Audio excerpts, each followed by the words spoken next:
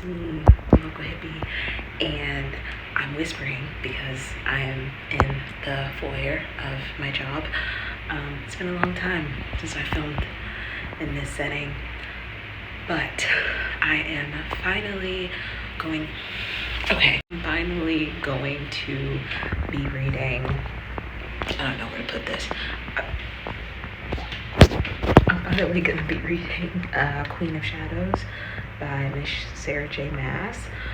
It's been probably like 2 months since I finished Air Fire, but I just felt like I needed a little break because I was gonna be like reading the series too fast and I didn't want to do that. But as promised, I will be filming in some capacity my reading every single book of this series because I want documentation of it. So I had the idea of starting Queen of Shadows over again. I go into my Audible to, start it, and I'm at chapter 11. Dude, what? Chapter 11. So I have to go 11 chapters back. I'm gonna start fresh. And right now, I am listening to a recap of Air Fire. I'm listening to the recap by the YouTuber Fixations, I think. Her YouTube is gonna be like right here somewhere. And yeah. So I am just like, because I've been thinking about this world and I'm so excited to get back in. This is not gonna be a vlog. It's more than likely just gonna be like a commentary. But I'm so excited. I'm like halfway through the recap. But I do need to go back and get back to work. So I just wanted to open the video. Good morning. I'm back for an update with my reading of Queen of Shadows. And I think this is going to be, I'm pretty sure this is going to be, like, I'm almost certain, I'm almost positive this is going to be my first 5-star read of the series.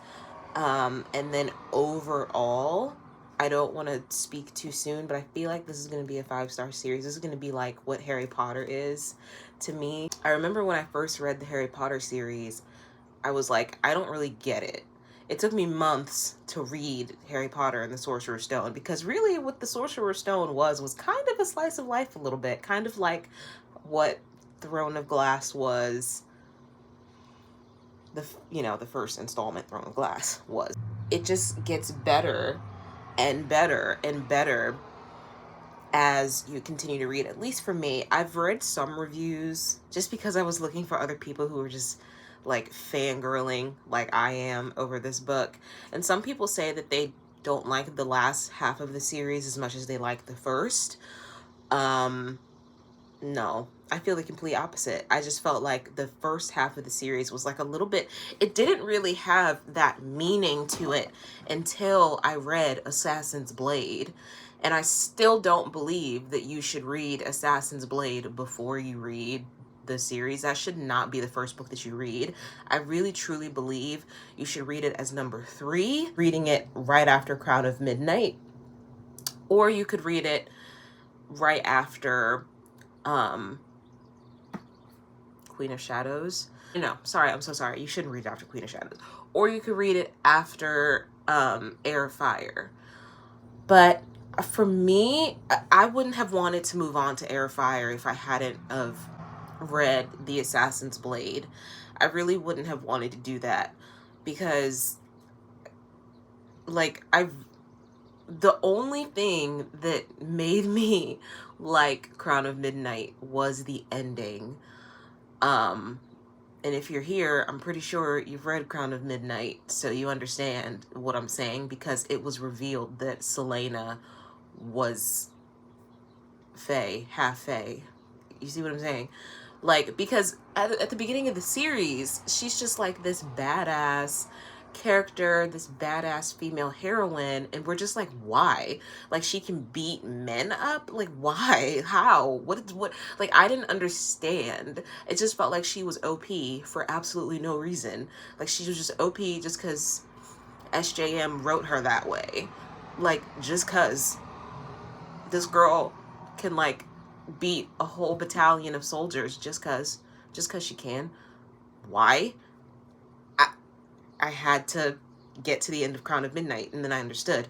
And then I decided to read The Assassin's Blade, and that just made me, I was like, whoa. Reading The Assassin's Blade lent so much clarity to things that were just not adding up in my head, like how I felt about her dynamics or Celaena's dynamic with Nehemia. Like that was pretty much her only, female friend, and that was a plot that like goes throughout the book, that it was a plot that meant something, her friendship with Nehemia. And I just felt like, why? You know what I mean? Like, what is going on? Like, I just had so many questions surrounding that. And then I read Assassin's Blade and I understood. And I understood. It lent so much, um, it lent so much richness to the story that I was like, oh yeah. And then things that happen in Air of Fire are things, we're touching upon things that happened in the Assassin's Blade, and then even in Queen of Shadows we're touching upon things that were mentioned, characters that were mentioned in Queen of Shadows, what freak, in the Assassin's Blade. And this series is just, the way it was done, just so good, so masterfully. And I did decide that I am going to read this series over again. I'm going to dedicate an entire month to reading Throne of Glass. It's going to be called Throne of Glass Month, and that's literally all I'm going to be reading, probably. Hello, little update. It is Tuesday, July 9th, and I'm just dropping in to say that I love Astrid. I love that. I love the kid. She's like one of my favorite characters. And I just love that Sarah J. Maas is able to create characters that are just so compelling. Like, even when they're not main characters, like I care pretty much about every character in this story. And I just never saw that happening when I started it. So, hi. I have finished Queen of Shadows. I can officially go ahead and add it to my pile of books that I have read this month so far, and I'm very happy about that. And with that comes the end of this little commentary video of me just sharing my thoughts while reading Queen of Shadows. I'm not going to be talking about it too much in closing, just because I plan on rereading the series pretty soon here in the future. Um, and I want to do the book justice at a time where I feel like I have uh, a little bit